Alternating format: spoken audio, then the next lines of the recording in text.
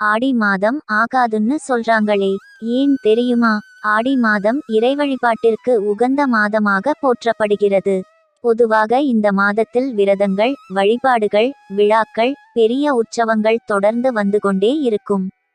ஆன்மீகத்திலும் இறை வழிபாட்டிலும் மனம் ஈடுபட வேண்டும் என்பதற்காக ஆடி மாதத்தில் திருமணங்கள் செய்வதில்லை.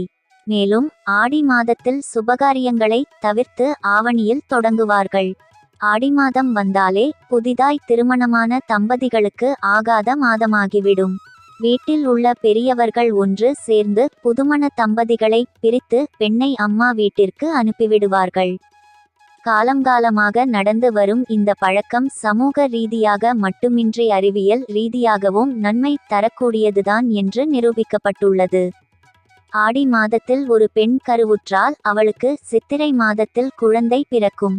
சித்திரை அக்னி நட்சத்திரம் என்னும் கடுமையான வெப்பம் நிறைந்த மாதம் ஆகும். இம்மாதத்தில் குழந்தை பிறந்தால் எளிதில் சின்னம்மை போன்ற வெப்பத்தால் உண்டாகும் நோய்கள் குழந்தையை பாதிக்கும். உடல் நலிவடையும். குழந்தைகள் அடிக்கடி நோய்வாய்ப்படும் என்பதால்தான் சித்திரையில் குழந்தை பிறந்தால் சீரழியும் என்ற சொல்வழக்கு உள்ளது. இதை காரணமாக கொண்டுதான் ஆடி மாதத்தில் புதுமண தம்பதிகளை பிரித்து வைக்கின்றனர். இயல்பு வாழ்க்கை பாதிக்கும் வகையில் அமைந்துவிடக்கூடாது.